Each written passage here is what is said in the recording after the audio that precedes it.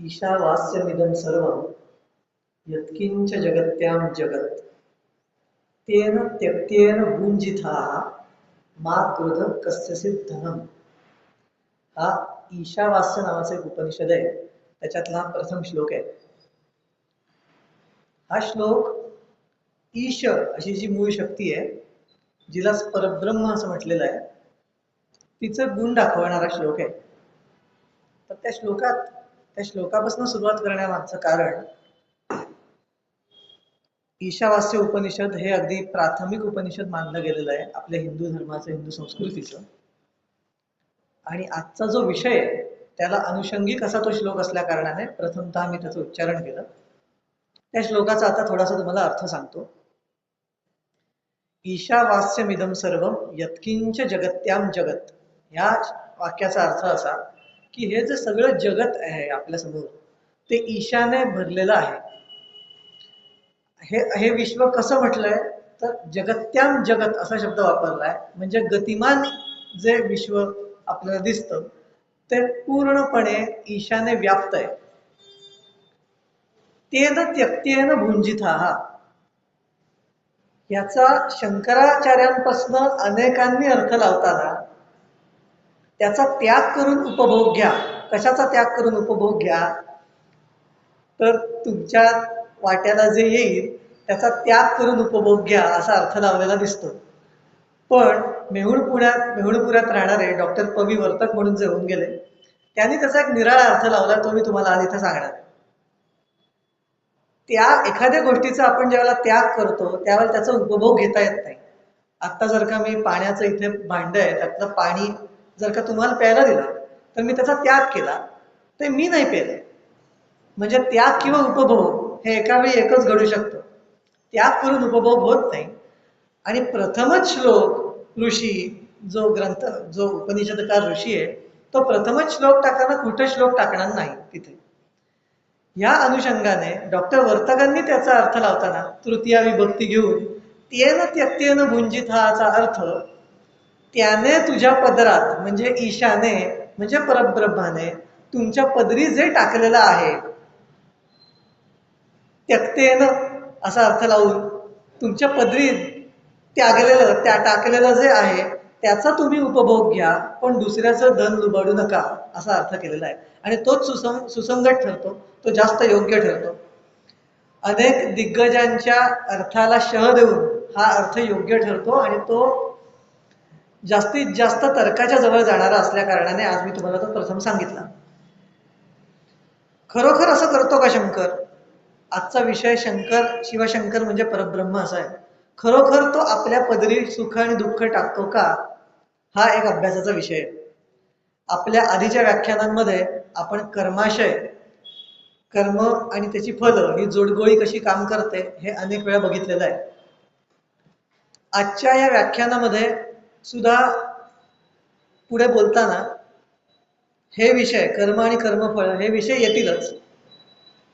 पण आजच्या व्याख्यानाची सुरुवात, मध्य आणि शेवट असा करताना मी काही गोष्टी महत्त्वाच्या विचार करून आलोय. ते आधी तुम्हाला सांगतो की कशा प्रकारे आपलं आजचं व्याख्यान असेल आणि कशा प्रकारचा अभ्यास असेल. प्रथमतः मी शंकर कोण, ब्रह्मतत्व म्हणजे काय, परब्रह्म तत्व म्हणजे काय, शिवतत्व म्हणजेच परब्रह्म कसं, हे तुम्हाला आधी सांगेन. दुसरं सांगताना मधल्या भागात मी तुम्हाला हे सांगण्याचा प्रयत्न करीन की ह्या शंकराला काल असं जे म्हटलेलं आहे, तो काळ कोणाकोणासमोर आलेला आहे प्रत्यक्ष, आणि शंकराच्या रूपात दर्शन होणं म्हणजे काय, या गोष्टीवर आपण प्रकाश दुसऱ्या मधल्या भागात टाकू. आणि तिसऱ्या भागामध्ये त्या शंकराची उपासना करणं म्हणजे नेमकं काय हे मी विशद करण्याचा प्रयत्न करीन. अशा 3 भागांमध्ये आजचं व्याख्यान असेल. हे आधी प्रथम तुम्हाला विशद करतो. तर आता प्रथम आपण संकल्पना बघूया. नेहमीप्रमाणे शांतपणे एक एक खोलात जाऊन उपनिषदीय तत्वज्ञान, योग वैशिष्ठ, अनेक जुने जे ग्रंथ आहेत त्यांच्या आधारे आपण या शब्दाची, या 2-3 शब्दांची शहानिशा करूया, उहापोह करूया. प्रथम शब्द म्हणजे ब्रह्म. कारण परब्रह्म शब्द वापरतोय मी. ब्रह्मतत्व. ब्रह्म या शब्दामध्ये संस्कृत धातू ब्रू असा आहे. ब्रू या शब्दाचा बृह या धातूचा अर्थ पसरणे, पसरलेला असा आहे. त्यावरूनच बृहदारण्यक उपनिषद आपल्याला माहिती आहे. तर आता ब्रह्मतत्वला ब्रू का म्हटलं? कारण खरोखरच ते तत्व सगळीकडे पसरलेलं आहे, आपल्याला दिसतं. यच्च यावत गोष्टींमध्ये ब्रह्मतत्वाचाच भाग आहे पसरलेला.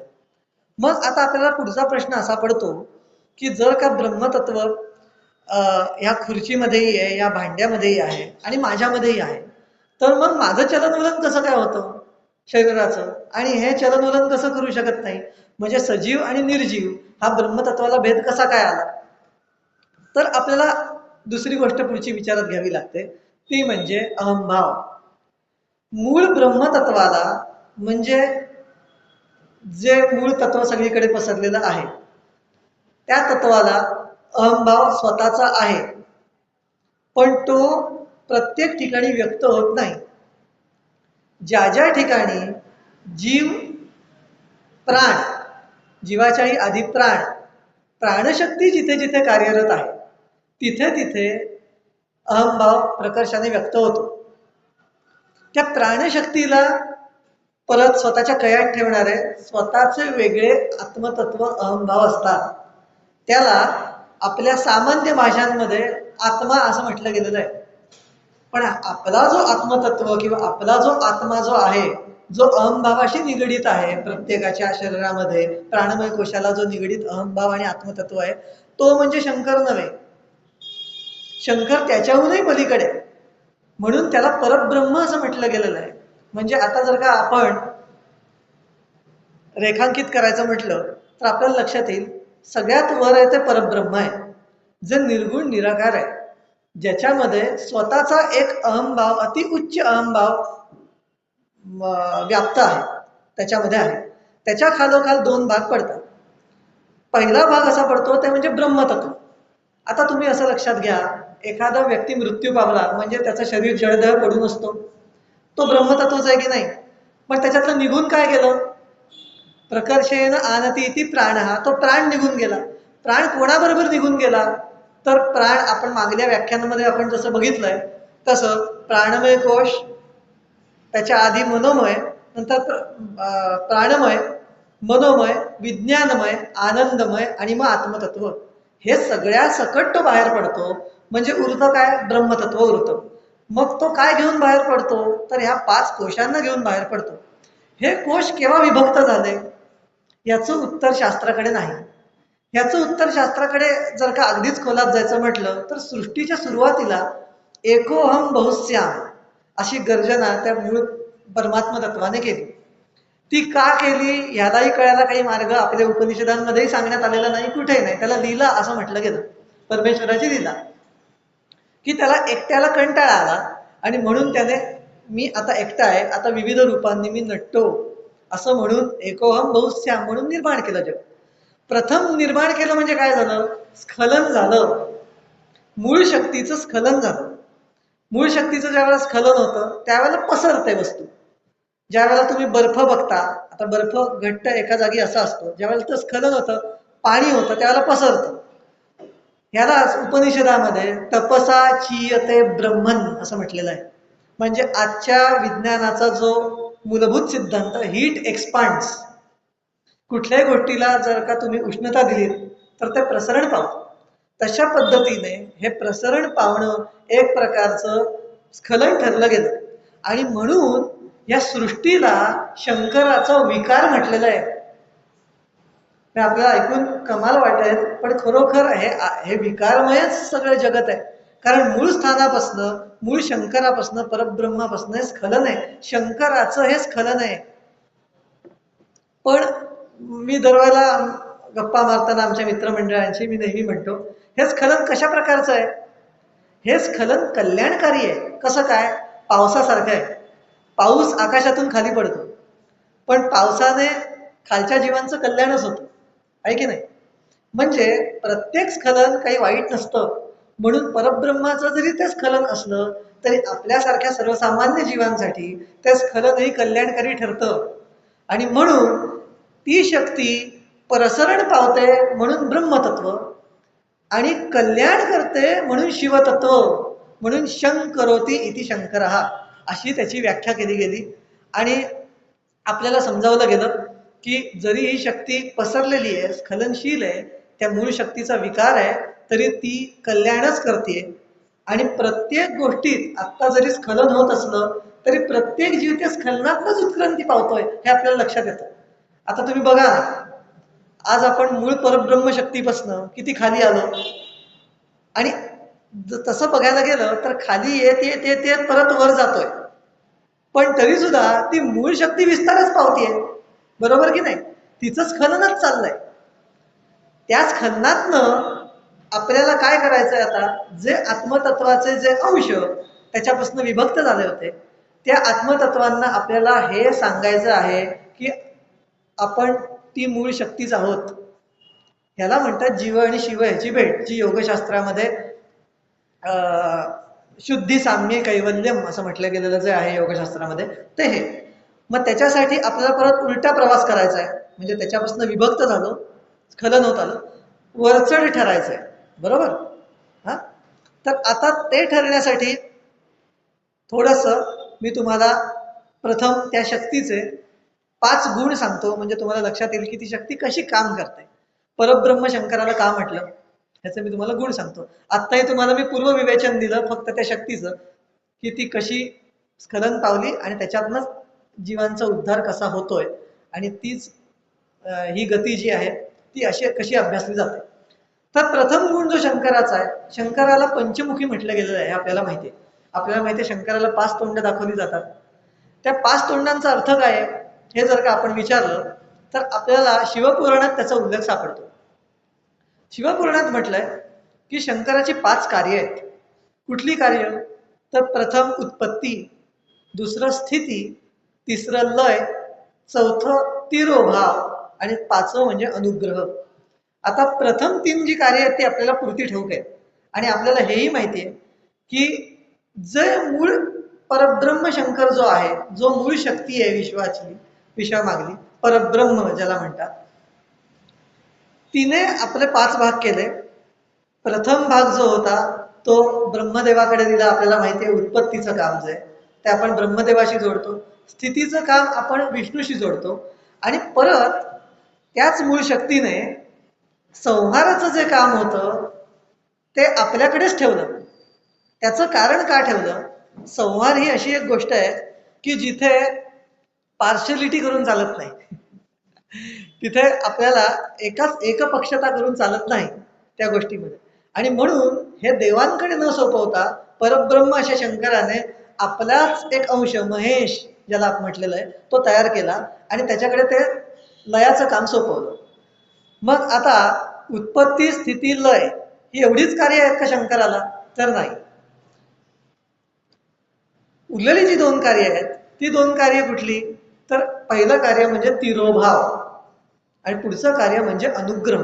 आता थोडंसं आपण शांतपणे याच्यावर विचार करूया, हा अभ्यासाचा विषय आहे.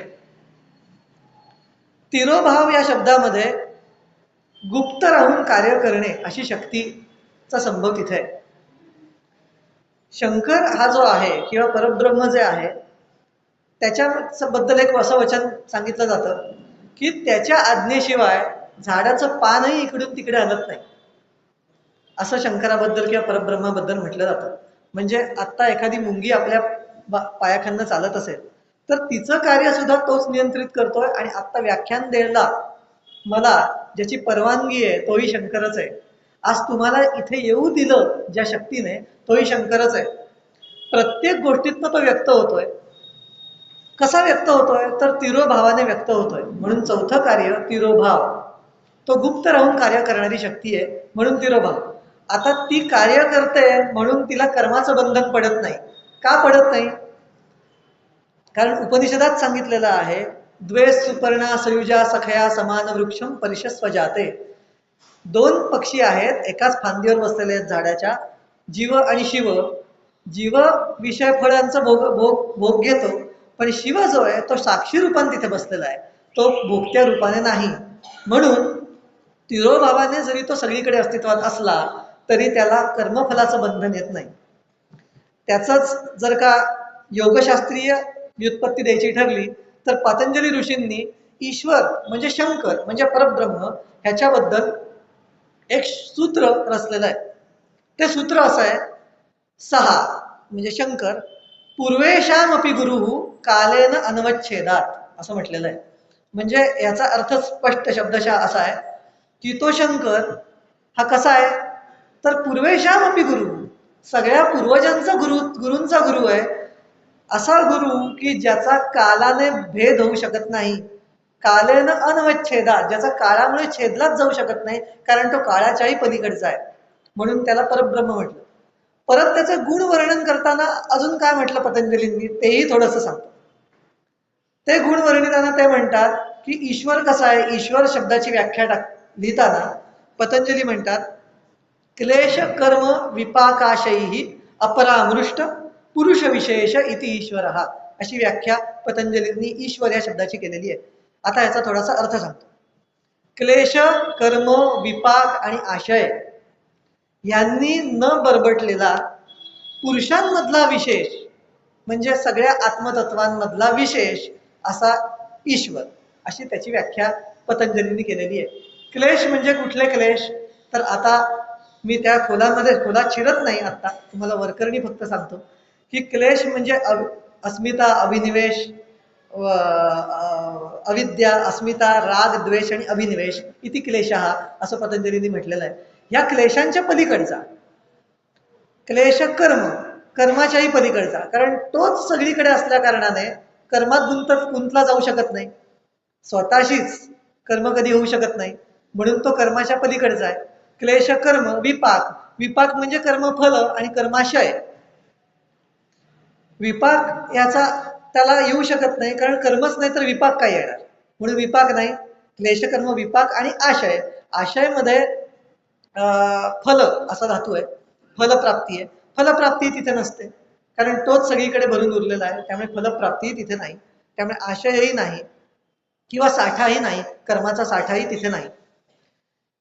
असा तो शंकर हा तिरोभावाने असं काम करतो. पाचवा गुण जो आहे, आपण 3-4 गुण बघितले, उत्पत्ती, स्थिती, लय, तिरोभाव बघितला. आता पाचवा गुण आहे तो म्हणजे अनुग्रह. आता इथे थोडस मी जास्त खोलात जाऊन तुम्हाला विवरण करतो. मी ज्या वेळेला योगशास्त्रावर आणि या गोष्टींवर ध्यान करत होतो किंवा चिंतन करत होतो, या शब्दांवर, ब्रह्मसूत्रांवर म्हणा किंवा या विशेष अशा शब्दांवर, अनुग्रह या शब्दाचा अर्थ आपल्याला जो वाटतो तो अनुग्रह जो दिला जातो गुरूंकडनं शिष्याला, तर तसा अर्थ नाहीये असं माझं वैयक्तिक स्पष्ट मत आहे. कारण ती जी मूळ शक्ती आहे ती कोणाला अनुग्रह देताना दिसत नाही. देताना दिसते का आपल्याला की असं कुठे शंकराला किंवा कुठल्या मुंगीला अनुग्रह झालाय किंवा कुठल्या याला, तर आपल्या वैयक्तिक फक्त मानुषी संकल्पनेतनं परब्रह्माच्या संज्ञेचा अर्थ करणं योग्य नाही असं कुठेतरी मला वाटतं. म्हणून खोलात जाऊन ज्यावेळेला मी त्याच्यावर चिंतन केलं त्यावेळेला ध्यानात मला अनुग्रह शब्दाची जी फोड समजली ती मी तुम्हाला सांगायचा इथे प्रयत्न करतो, ती नीट ऐका. शंकराचं कार्य अनुग्रह आहे कसं, परब्रह्माचं कार्य, तर अनु अधिक ग्रह असा या शब्दाची ती फोड आहे. अनु या शब्दाचा अर्थ मागोमाग जाणे, ग्रह म्हणजे घेत जाणे. आता शंकर किंवा परब्रह्म ही शक्ती काय काय घेत जाते असं जर का बघितलं तर आपल्याला लक्षात येतं की त्या शक्तीकडे तर सगळंच आहे, मग ती घेणार तरी काय, बरोबर की नाही, आहे की नाही. मग अजून चिंतन मला लक्षात केल्यानंतर असं लक्षात आलं की अनुग्रह शब्दामागे कर्माशयाचा मागोवा जी घेत जाते अशी शक्ती म्हणजे परब्रह्म. आणि म्हणून अनुग्रह या शब्दाचा अर्थ कर्माशयाचा प्रत्येक व्यक्तीच्या, म्हणजे आता समजा इथे एखादी मुंगी आली किंवा एखादं इथे कबूतर आलं किंवा एखादं वाघ आला, कोणी प्राणी आला, तर त्याचे आदले जन्म काय, त्याचा आत्ता कर्माशयात तो कुठपर्यंत आलाय, उत्क्रांती कर्मामध्ये तो कुठे बसतो, त्याला कर्मफळ कशी द्यायची आहेत,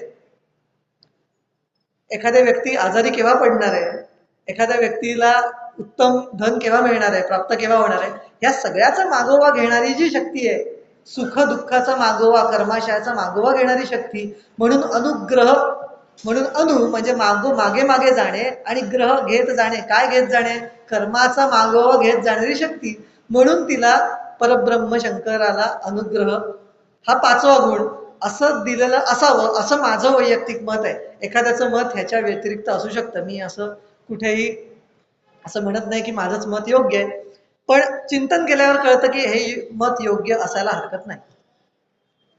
तर आता आपण बघितलं की 5 गुण कुठले, आपण बघितलं मूळ प्रथम संकल्पना बघितल्या. आता मी थोडस गोष्टींकडे वळतो, म्हणजे आपल्याला थोडीशी रंगत येईल व्याख्यान.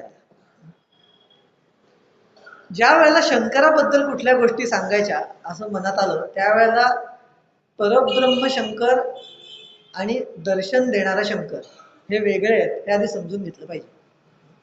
पण परब्रह्माचा मागोवा गोष्टींमधून घेता येत नाही, बरोबर की नाही? कारण परब्रह्म शक्ती सगळीकडे आहे, तिचा मागोवा गोष्टींमधून कसा घेणार? ती गोष्ट सुद्धा परब्रह्मच आहे. तर तिचा कसा घेणार मागोवा? म्हणून आपल्याला गृहीतकं काही मांडावी लागतात, आणि ती गृहीतकं व्यास, पतंजली या मुनींनी अगोदरच मांडून ठेवलेली आहेत. उपनिषदांमधनं, योगशास्त्रामधनं किंवा महाभारत, रामायण इत्यादी जुने जे ग्रंथ आहेत त्यामधल्या तिथे ऋषींनी विधेय आधीच मांडून ठेवलेली आहेत.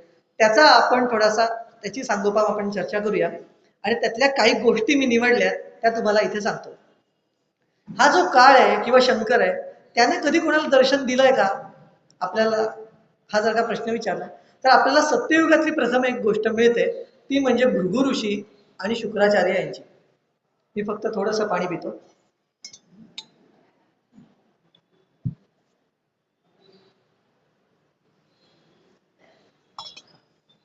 तर भृगु ऋषी आणि शुक्राचार्य यांची गोष्ट आता आपण इथे सुरू करूया, की जेणेकरून तुम्हाला काय कसा काम करतो हे लक्षात येईल. आपल्याला हे माहिती आहे की शंकर हे जी शक्ती आहे किंवा परब्रह्म ही शक्ती आहे, त्याचा प्रामुख्याने प्रथम गुण जो आहे तो म्हणजे समता हा आहे. कुठल्याही गोष्टीमध्ये शंकर भेदभाव करत नाही. हा असुर आहे, हा देव आहे, हा दानव आहे, ही मुंगी आहे, हा राक्षस आहे, हा आदित्य आहे, काही काही असं तो बघणार नाही.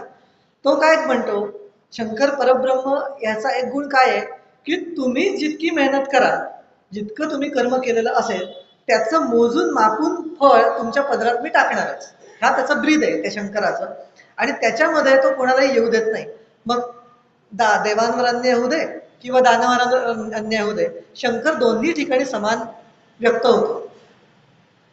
यावरनं सत्ययुगामध्ये भृगु ऋषी आपल्याला माहिती आहेत, ज्यांनी भृगु संहिता नावाचा मोठा ग्रंथ लिहिला, आणि ज्यांची जी वंशावळ आहे ती फार पराक्रमी आहे. ती अगदी पराशरांपर्यंत आत्ता अगदी पोचते शेवटपर्यंत. हे सगळे भृगूंच्या वंशातलेच सगळे लोक आहेत. अगदी व्यास सुद्धा मागे जर का जात जात गेलात तर भृगूंच्या वंशातलेच येतात. इतकी पराक्रमी ज्यांची वंशावळ आहे ते भृगु ऋषी. हे त्रिकालज्ञानी ऋषी होते, हे आपल्याला ठाऊक आहे. कारण त्यांनी भृगु संहिता लिहिताना खरोखर 3 जन्मांचं कथन केलेलं आहे. प्रथम जन्म, आदला जन्म आणि पुढचा जन्म, असे 3ही जन्मांचं प्रत्येक व्यक्तीच्या कथन भृगु संहितेत आपल्याला आढळतं. हे भृगु ऋषी आपल्या मुलाला म्हणजे शुक्राचार्याला ज्या वेळेला शिकवत होते त्यावेळेची ही गोष्ट आहे. आणि ती गोष्ट अशी आहे की हे भृगु ऋषी नेहमी तपात मग्न असत, आणि त्यांना बघत बघतच त्यांचा मुलगा शुक्राचार्य, आता त्यावेळेला त्याचं नाव शुक्र होतं, शुक्राचार्य तोपर्यंत ते झालेले नव्हते. ते कसे झाले हे मी तुम्हाला त्या गोष्टीतनं सांगणार आहे, आणि त्याचा काळाशी संबंध कसा आहे हे सांगणार.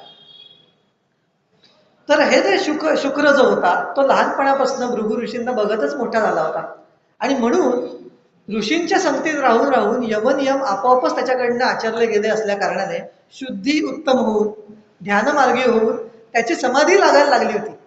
आता समाधीमध्ये एक अशी खोच असते की कधी कधी काय होतं, समाधीमधले मूळ जे 2 प्रकार आहेत, एक संप्रज्ञात समाधी आहे आणि एक असंप्रज्ञात समाधी आहे योगशास्त्रानुसार. आता मी त्याच्यात खोलात शिरत नाही कारण खूप वेळ जाईल, म्हणून मी फक्त वरकरणी तुम्हाला माहिती सांगतो की ज्या वेळेला एखादं समाधीमध्ये ज्ञान घेतलं जातं, कुठलं म्हणजे समाधीमध्ये पूर्वीचे लोक बघा की समाधीत जाऊन एखादं ज्ञान घेऊन येत आणि मग बाहेर येत, जसं आद्य शंकराचार्यांनी केलं होतं. राजाच्या शरीरामध्ये जाऊन समाधी घेऊन अनुभव घेऊन आले आणि कामशास्त्राची उत्तरं दिली, हे आपल्याला ठाऊक आहे. डॉक्टर वर्तकांनी असे प्रयोग केलेले आपल्याला माहिती आहेत, मंगळ गुरुवर जाऊन त्यांनी प्रयोग केले होते.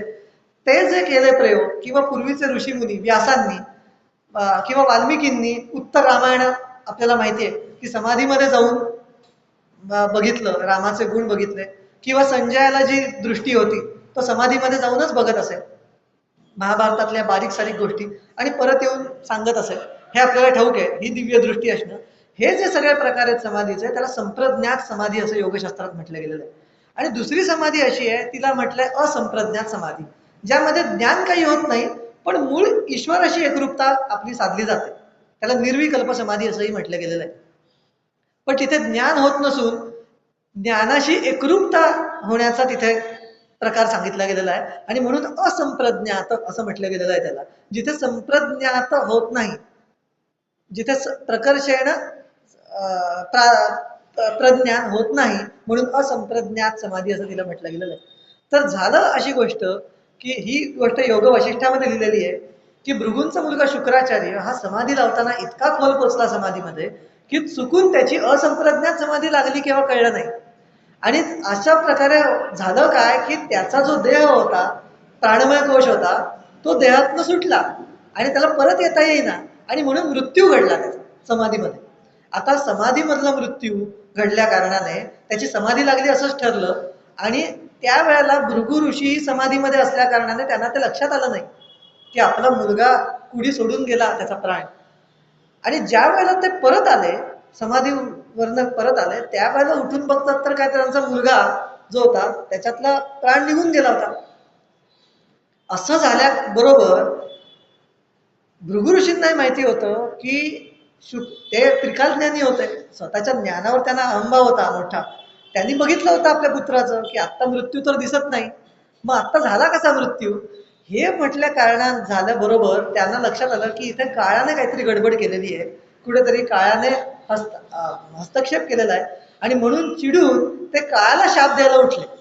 आता भृगूंसारखा व्यक्ती काळाला शाप द्यायला उठतो, त्यावेळेला योगवशिष्ठातलं हे मी सांगतोय, हे मी माझ्या मनचं सांगत नाहीये, तर तिथे काळ त्यांच्या समोर स्वतः उभा राहायला येऊन.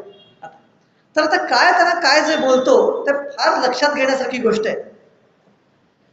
त्यावेळेला काळ त्यांना भृगूंना म्हणतो, तिथे तो श्लोक आहे, भृगूंना असं तो जाब विचारल्यासारखा म्हणतो, क्व सा ज्ञानमयी दृष्टी क्व महत्वम क्व धीरता मार्गे सर्व प्रसिद्धोस्मी मार्गे सर्व प्रसिद्धोसी किम अंधम इव मुह्यसी.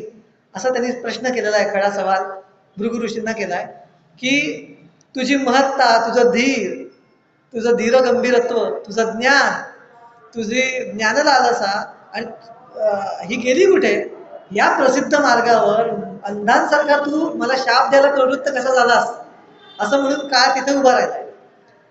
हा काळ त्या भृगु ऋषींना त्यावेळेला म्हणतो की जर का हे भृगु, जर का तुला असं वाटत असेल की तू शाप देणार म्हणून मी तू घाबरून तुझ्या समोर उभा आहे, तर तू स्वतःची चुकीची समजूत करून घेतोयस. तुझ्यासारखे लक्षावधी ऋषी, ब्रह्मा, विष्णू, महेश आणि कोट्यावधी ब्रह्मांड ही मी एका चुटकीसरशी खाऊन फस्त करणार आहे, तर तुझ्या शापांनी माझं काही बिघडणार नाही हे लक्षात ठेव. आणि तू शाप दिलास तरी काही माझ्यावर त्याचा परिणाम व्हायचा नाही हेही लक्षात ठेव. मी आता तुझ्या समोर उभा राहिलोय त्याचं कारण मला शाप देऊन तुझी पुण्यही आटू नये इतकंच. म्हणून तू ह्या घडणाऱ्या सगळ्या गोष्टीकडे भावना प्रधान न होता ज्ञान दृष्टीने बघ. विज्ञान चक्षु हे घेऊन आलोक्य असं ते त्यांनी आज्ञा केलेली आहे काळाने. असं म्हटल्याबरोबर भृगूंना थोडीशी जाग येते, आणि मग काय त्याला सांगतात, आता तुम्ही काय करा, भृगु ऋषींना म्हणतात की तुमचा जो पुत्र जो आहे तो कुठे आहे त्या ज्ञानदृष्टीने अवलोकन करा, इथे समाधी लावा माझ्यासमोर. असं म्हणून बोलण्यात दूध जसं पाजतात तसं भृगु ऋषींना समाधी कशी घ्यायची हे काळ शिकवतो, आणि म्हणतो की इथे आता घटकाभर समाधी लावा माझ्यासमोर आणि बघा समाधी घेऊन तुमचा मुलगा कुठे गेलेला आहे तो, आणि मग माझ्याशी बोला. असं म्हटल्याबरोबर भृगु ऋषी घटकाभर ध्यानस्थ होतात. ध्यानस्थ झाल्यानंतर भृगु ऋषींना असं लक्षात येतं की आपला मुलगा पुढच्या जन्मात सुद्धा गेलाय मधल्या काळात. आता आपल्याला असा प्रश्न पडतो की भृगु ऋषींनी आणि यांनी एकत्र समाधी लावली होती, 2-3 तासाच्या अवधीमध्ये हा पुढल्या जन्मातही गेला. पुढल्या जन्मात गेल्यानंतर त्या भृगु ऋषींना असं लक्षात येतं की पुढल्या जन्मात तो संन्यास आश्रम त्याने स्वीकारलेला आहे आणि आता ते आणि काय जिथे नदी किनारी उपस्थित आहे त्याच नदीच्या पुढच्या बाजूच्या किनाऱ्यावर तो पर्णकुटी बांधून बसलाय पुढच्या जन्मामध्ये. हे अवघं 2-4 तासात घडतं. म्हणजे आईन्स्टाईनने जर सांगितलेला जो स्थलकाल संकोच आहे तो जन्मांमध्ये सुद्धा व्यक्त होतो की काय असं म्हणावं असं वाटतं. म्हणजे जन्मांचं गणित इतकं खोल आहे. 2 तासात इतके त्याच्या पुढचं आणि त्यांनी एवढंच नाही त्यांनी अनेक जन्म दिलेत त्याचे की तो किती जन्म प्रवास केला त्याने या 2 तासात या 2 घटकेमध्ये. आणि आता तो त्या पुढच्या नदी किनारी पर्णकुटी बांधून उभा आहे. असं समजल्यानंतर भृगूंचे डोळे उघडले आणि मग ते काळाला म्हणाले की आम्हाला ही दृष्टी नाही. भृगूंसारख्या ऋषीला ज्याला अनेक जन्मांची जाण आहे त्यांना वरचं ज्ञान देण्यासाठी काळाने योजना केली होती.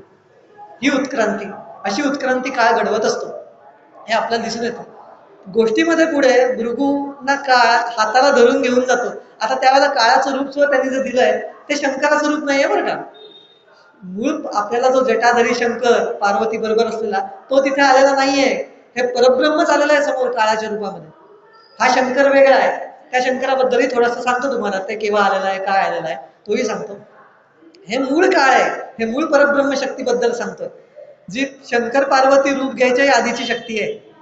इतकी जुनी शक्ती आहे. ती फक्त प्रासंगिक व्यक्त होते आणि ती आपल्यासारख्या सामान्य लोकांसमोर व्यक्त होत नाही. ती भृगू राम वशिष्ठ असे मोठे जे ऋषी होऊन गेले त्यांच्यासमोर आता विश्वामित्र त्यांच्यासमोर व्यक्त झालेली अशा लोकांसमोर व्यक्त होईल. अतिशय उन्नत उत्क्रांतिक्रमात जे पुढे गेले त्यांच्यासमोरच होईल. पण ती व्यक्त होताना त्यांनी असं वर्णन केलंय की लाल पोशाख घातलेले सहस्त्रावधी सैनिक त्या काळ आपल्या बरोबर घेऊन आला होता. त्याचं रूप उग्र होतं. त्याला 6 तोंड होती असंही म्हटलंय. 6 तोंड मानलेली आहेत तिथे. आता आपलं मगाशी जे म्हटलं ते शंकराला 5 तोंड म्हटली होती. ही 6 तोंड आता कुठली ती मला माहिती नाही. त्याचा उहापोह योग वशिष्ठात केलेला नाही. आता तो अभ्यासाचा विषय आहे. तो आपण केव्हा तरी परत माझा अजून अभ्यास खुलात अजून झाला म्हणजे मी तुम्हाला सांगेन. मला अजूनपर्यंत ती 6 तोंड कुठली ती कळलेली नाही. तर पुढे ते भृगु ऋषींना तो काळ घेऊन त्या नदी किनारी जातो आणि त्या जन्मामध्ये त्यांचा मुलगा संन्यासाच्या रूपात शुक्रच संन्यासाच्या रूपात जिथे बसलेला आहे तिथे घेऊन जातात. तिथे घेऊन गेल्यानंतर भृगु ऋषी आपल्या मुलाच्या भ्रूमध्याला स्पर्श करतात. तो स्पर्श केल्याबरोबर त्या जन्मातल्या शुक्राचार्याला आदल्या जन्मीचं ज्ञान होतं आणि त्यांना ही दैवाची विचित्र गती लक्षात येत नाही की हे झालं कसं काय. तर ही काळाची शक्ती त्यांना लक्षात येऊन ते दोघं काळाची स्तुती करतायत. तेवढ्यात काळ त्यांना मध्ये थांबवतो आणि म्हणतो गंभीर होऊन म्हणतो काहीसा असं योगविशिष्टात म्हटलंय की आता शुक्रांना तो म्हणतो की आता तुम्ही ह्या कुडीचा त्याग करा. ह्या नवीन कुडी जी घेतलेली आहे तिचा त्याग करा. तुम्हाला आदली जी कुडी आहे शुक्राच्या भृगूंच्या ह्याचा जो सापळा झाला होता जो नुसता देह धारण तिथे राहिला होता समाधी अवस्थेत तो सापळा झाला होता असं वर्णन आहे. आता मी त्यामध्ये वेळ गेला होता बराच. आता तो वेळ गेल्यानंतर जरी गेलेला असला तरी तीच कुडी तू धारण कर असं काळ त्या शुक्राला आज्ञा करतो. का आज्ञा करतो अशी? कारण त्या कुडीनेच तुला शुक्राचार्य बनायचंय आणि दैत्यांचं गुरुपद भूषवायचंय. आता ती कुडी का? तर ह्याच्यावर सुद्धा मी जेव्हा संशोधन केलं थोडंसं त्यावेळेस मला थोडंसं असं लक्षात आलं की भृगु ऋषी जे होते त्या भृगु ऋषींना ना अनेक वर पूर्वीच्या काळात विष्णूने देव केले होते आणि भृगु ऋषींच्या जो हा होता ना हाडपेल होता ना तो जास्त मजबूत होता पूर्वीच्या काळातला असल्या कारणाने. आणि दैत्यांचं ज्या वेळेला तुम्ही असुरांचं गुरुपद दैत्यांचं गुरुपद स्वीकारता त्यावेळेला तुमची जी कुडी आहे जे शरीर आहे ते असंच लागणार धष्टपुष्टच लागणार. ते दुबळं असून चालणार नाही. या ह्याच्यासाठी म्हणून की काय दैत्यांचं गुरुपद भूषवण्यासाठी तीच कुडी तू वापर अशी काळाने त्यांना आज्ञा केली. आता त्याच्या मागे खोलात अजून बऱ्याच गोष्टी असू शकतात. तो अभ्यासाचा विषय. तर ही एक घटना आपल्याला दिसते की काळाने शुक्राचार्यांना हे गुरुपद दैत्यांचं भूषवायला सांगितलं. दुसरी आपल्याला काळाची भेट ज्यावेळेला दिसते ती म्हणजे रामाशी. रामाने ज्या वेळेला रामायणामध्ये सगळ्यात शेवटी परब्रह्म म्हणजे काळ स्वतः रामापुढे आला होता तो दुर्वासांचं रूप घेऊन आलेला आपल्याला दिसतो. आता ब्राह्मणाचं रूप घेऊन आपल्याला आलेला दिसतो.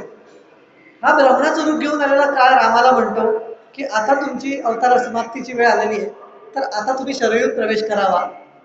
आणि त्याचबरोबर लक्ष्मणाचं कल्याण साधण्यासाठी काळाच्या रूपात दुर्वास येतात आणि लक्ष्मणालाही घेऊन जातात, असं वर्णन आपल्याला दिसतं.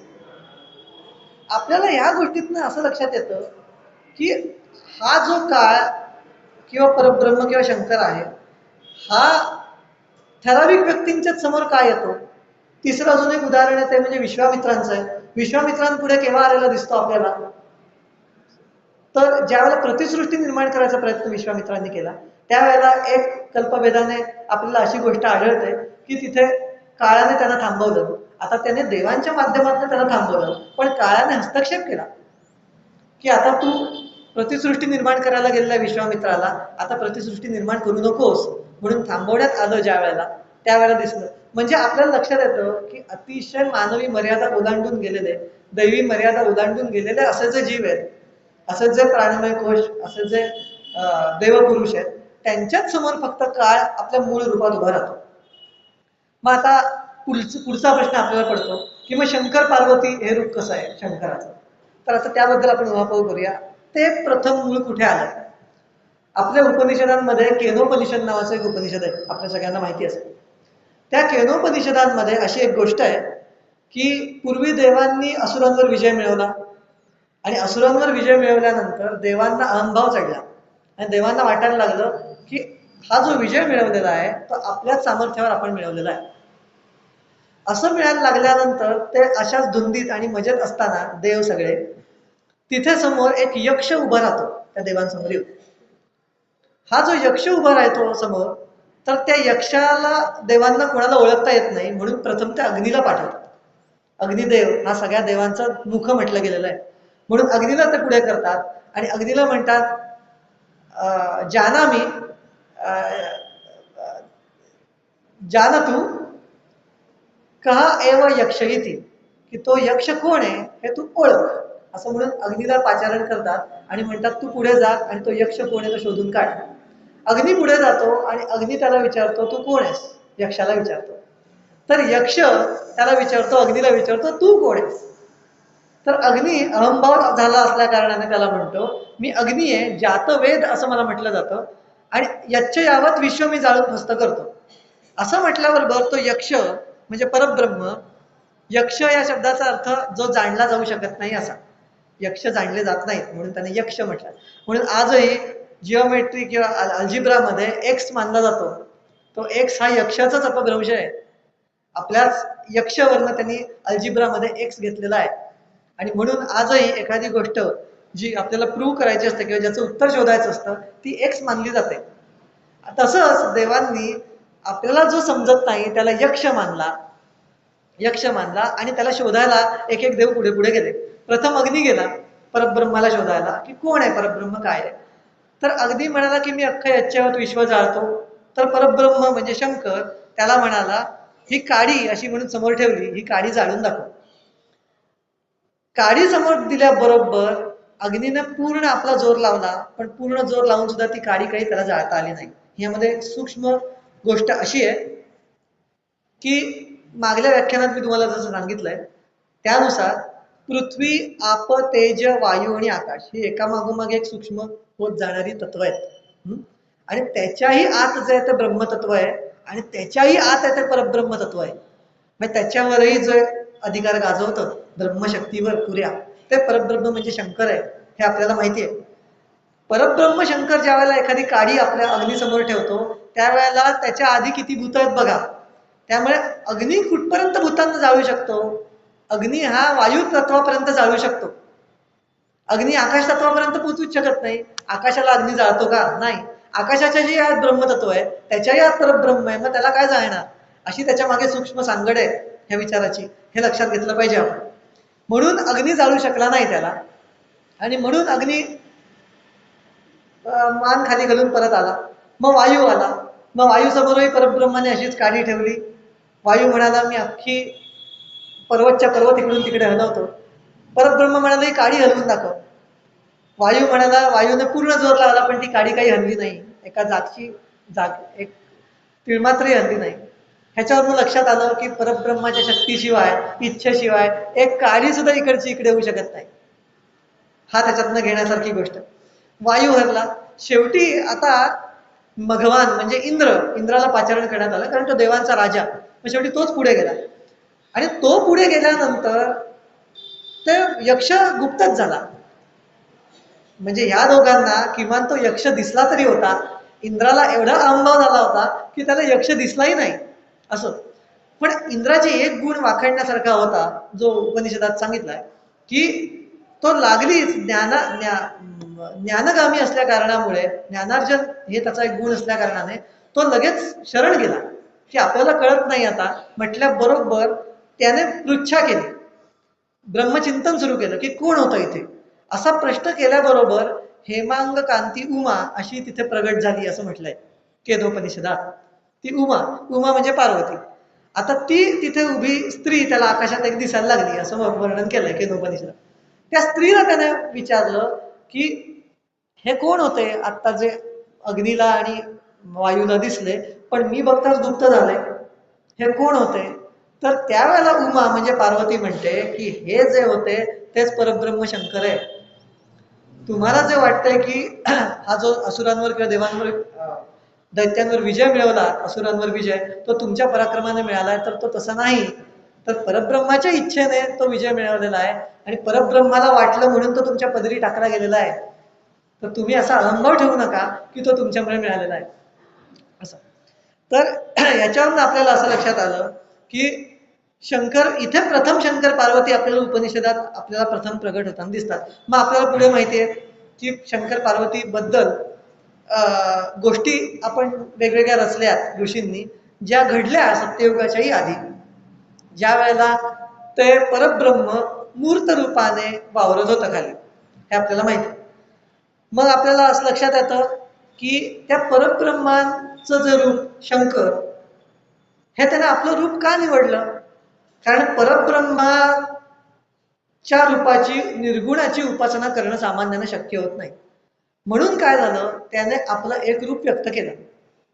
ते रूप व्यक्त केलं ते कुठलं, तर शंकर. आता तो शंकर कसा, व्याघ्रांबर नेसलेला, गळ्यात नाग, नरमुंड माळा घातलेल्या गळ्यात, नंतर गंगा, जटेत गंगा आहे, असं आपल्याला जे रूप, आपण जे आपल्या मनात जे शंकराचं रूप आहे ते तिथे प्रथम व्यक्त झालं. मग आता तो पुरुष म्हणून जर का आला तर त्याला त्याची शक्ती म्हणून सती नेमली गेली. मग आपल्याला असं दाखवण्यात ऋषींनी दाखवलं गेलं, ऋषींकडून दाखवलं गेलं जे सत्यच आहे की ती सती आणि शंकर यांचा विवाह जरी झाला तरी प्रथम विवाह टिकला नाही. मग ह्याच्यातनं आपल्याला काय लक्षात येतं की परब्रह्माने जरी अवतार घेतला आणि खाली आलं तरी तो नियतीने आणि कर्मफलाने बांधील असतो. शंकराला सुद्धा स्वतःचे भोग टाळता आले नाहीत, परब्रह्म असून सुद्धा.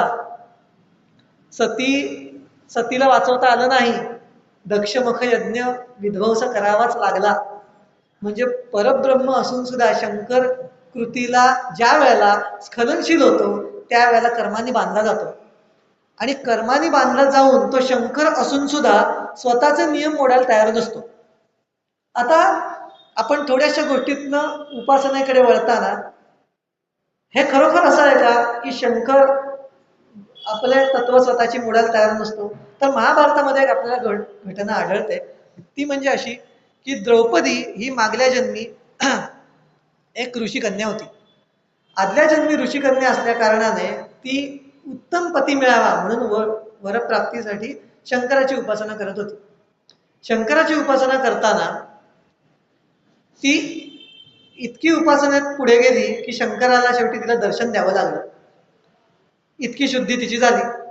समोर आपले परब्रह्म शंकर आलेले आहेत हे म्हटल्याबरोबर ती हर्षातिरेकाने पतिम देही पतिम देही पतिम देही पतिम देही आणि पतिम देही असं 5 वेळा म्हणाली उत्साह.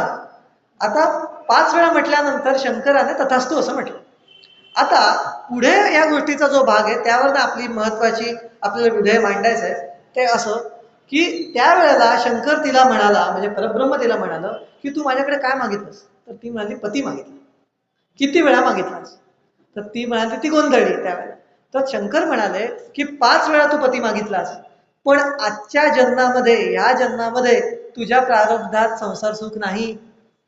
म्हणून म्हणजे परब्रह्म शंकर असून सुद्धा, कर्मफळ ज्याच्यामुळे मिळतात अशी शक्ती असून सुद्धा, पूर्व प्रायक कर्मांनी बांधल्या गेलेल्या मनुष्याचं कर्म बदलायला शंकर तयार नसतो.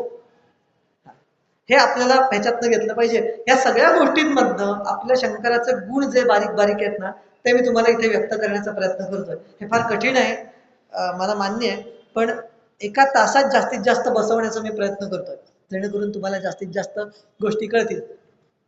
तर हे आपल्याला कळलं की द्रौपदीला त्या जन्मात मिळालं नाही, पुढल्या जन्मी म्हणून पांडव 5 पती हे तिला मिळाले. आणि ही गोष्ट आपल्याला माहिती आहे की ते आदल्या जन्मीचे इंद्र होते आणि ती आदल्या जन्मीची ऋषी कन्या. आणि व्यासांनी त्यांची सांगड घालून दिली, द्रुपदाला समजावलं, दृष्टद्युम्नाला समजावलं, सगळ्या गोष्टी जुळवून आणल्या आणि महाभारत घडवलं. आता थोडंसं शेवटचा जो भाग आहे तो मी थोडासा उपासनेकडे येतो आणि मग आपण एक 10 मिनिटांनी थांबूया, म्हणजे आपलं पूर्ण सांगोपांग चर्चा झाली असं मी म्हणेन. शंकराची उपासना आपण ज्या वेळेला करतो त्यावेळेला आपल्याला लक्षात येतं की शंकराच्या उपासनेच्या 2 पद्धती आहेत. एक पद्धती म्हणजे शंकराला आपण स्वतः म्हणजे शंकर पार्वती रूपात, पुरुष रूपात आणि स्त्री रूपात भजणं, म्हणजे चक्क समोर व्यक्ती, नाग गळ्यात आहे, सौम्य रूप, कर्पूर गौर वर्ण आहे असा शंकर, त्याला भजणं. आणि दुसरं रूप शंकराचं ते म्हणजे पिंडी रूप शंकराला भजणं, हे आपण म्हणतो. मग आता आपल्याला असा त्याच्यात प्रश्न पडतो की ह्याच्यात श्रेष्ठ काय? तर ह्याचं उत्तर व्यासांनी बहुत करून व्यासांनी याचं उत्तर कर्ण पर्वात किंवा शल्य पर्वात दिलेलं आहे. तर ते उत्तर मी तुम्हाला सांगतो महाभारतामध्ये. तर त्यामध्ये व्यास असं म्हणतात की अर्जुन आणि अश्वत्थामा यांनी ज्या वेळेला युद्धाच्या शेवटी एकमेकांवर ब्रह्मास्त्राचा प्रयोग केला, त्यावेळेला म्हणजे अश्वत्थामाने जो प्रयोग ब्रह्मास्त्राचा केला होता त्याला काटण्यासाठी अर्जुनाने ज्या वेळेला ब्रह्मास्त्र सोडलं, त्यावेळेला नारद आणि व्यास असे जे 2 मुनी आहेत, प्रख्यात मुनी, ते या 2 ब्रह्मास्त्रांच्या मध्ये आले आणि त्यांनी आपल्या शक्तीने काही काळापुरती ती ब्रह्मास्त्र थांबवली. आणि या दोघांनाही, अश्वत्थाम्याला आणि अर्जुनाला, अशी विनंती केली की तुम्ही दोघांनी आपापली ब्रह्मास्त्र मागे घ्या. का ही मागे घ्यायला सांगितली? तर ही जर का ब्रह्मास्त्र 2 एकमेकांवर आदळली तर त्या भागामध्ये पुढचे 12 वर्ष दुष्काळ पडेल असं व्यास म्हणतात. आता अर्जुन हा अस्त्रविद होता, फार पारंगत होता अस्त्रविद्येत, म्हणून तो झटकन ब्रह्मास्त्र मागे घेऊ शकला.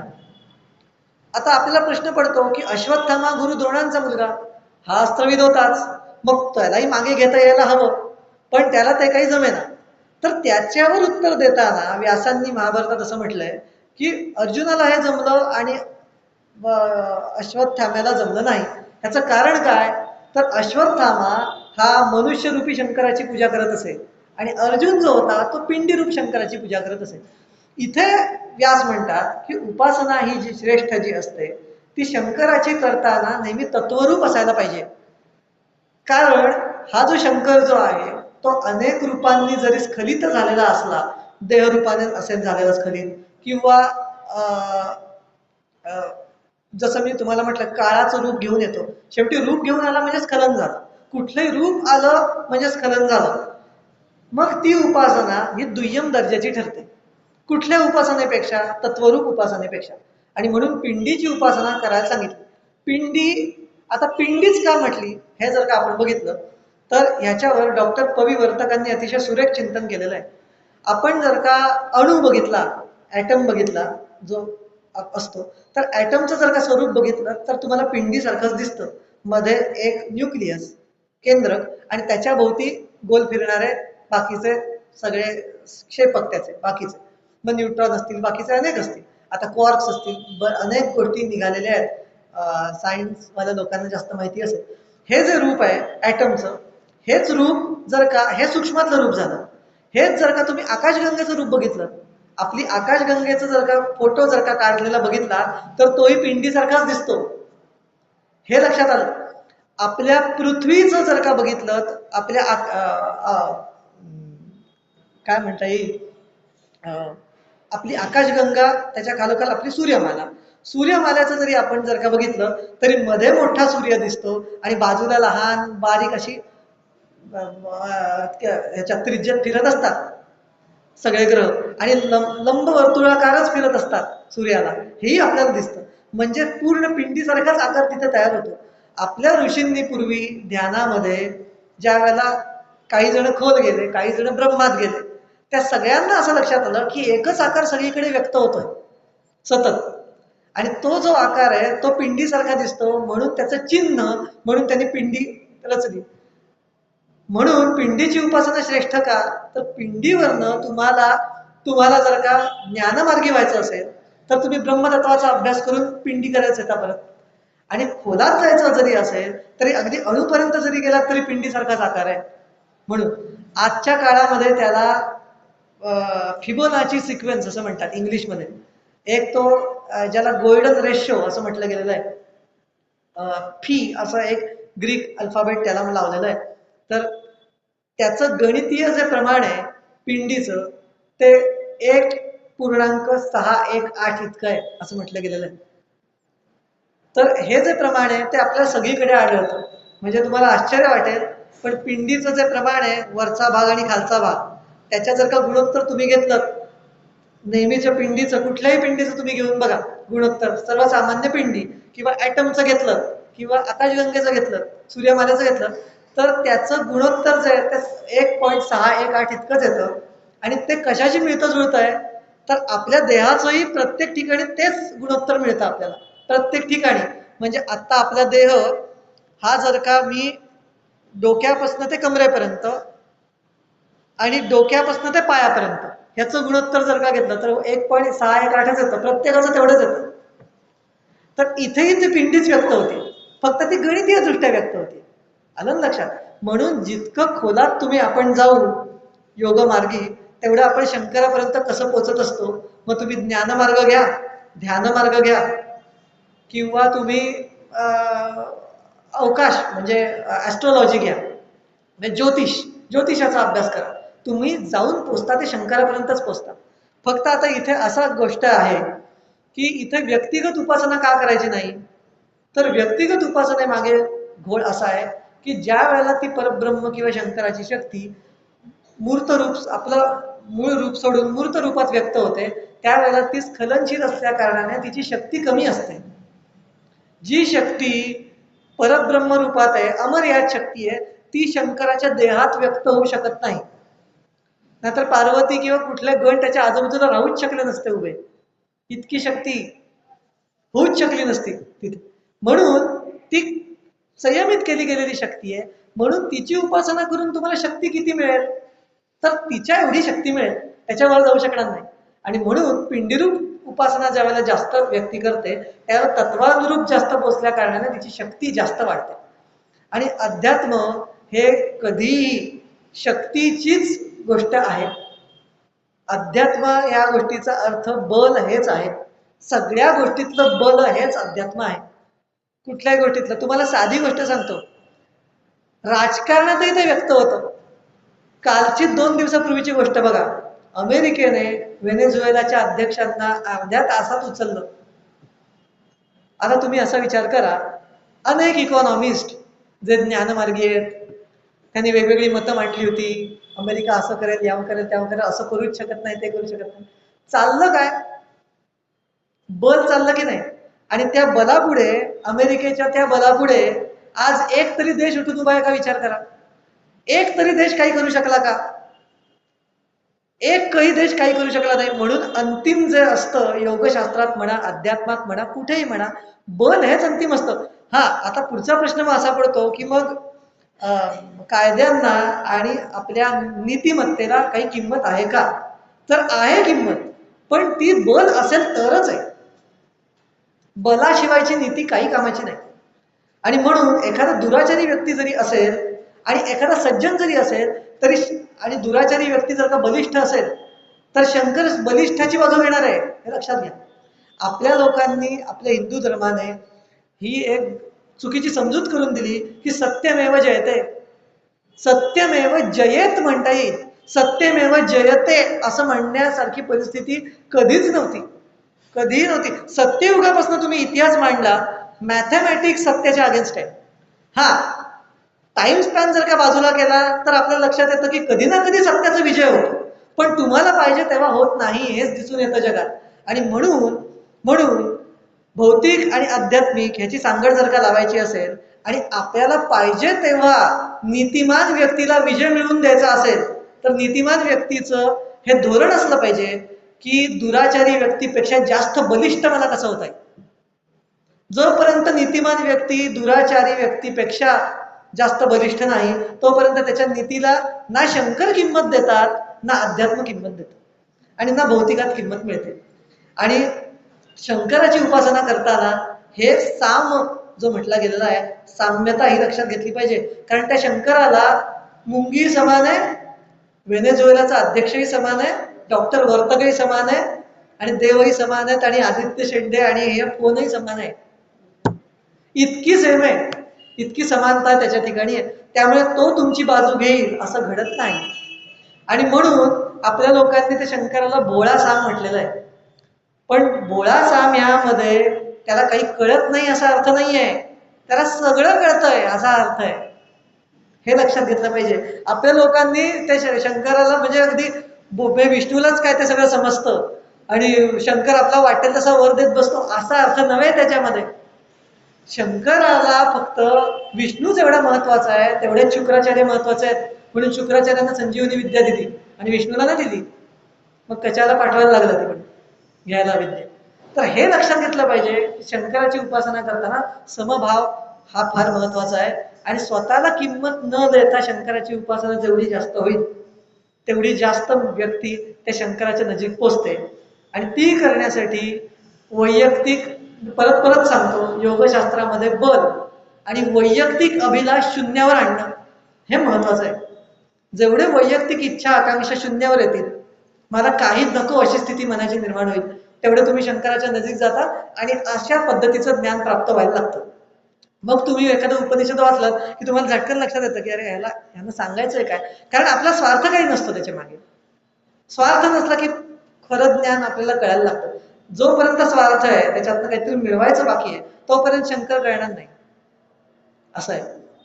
तर आपण ही गोष्ट लक्षात ठेवूया, जास्तीत जास्त समता प्राप्त करण्याचा प्रयत्न करूया आणि की जेणेकरून आपल्याला काही काळाने, आज म्हणा, ह्या जन्मात म्हणा, काही वर्षांनी म्हणा किंवा काही जन्मांनी का होईना, शंकर पूर्णपणे प्रसन्न होईल आणि परब्रह्म तत्वापर्यंत आपली वाटचाल पूर्णपणे अविरोध आणि अप्रतिहत अशी होईल, अशी आकांक्षा मी इथे व्यक्त करतो आणि माझे 2 शब्द थांबतो.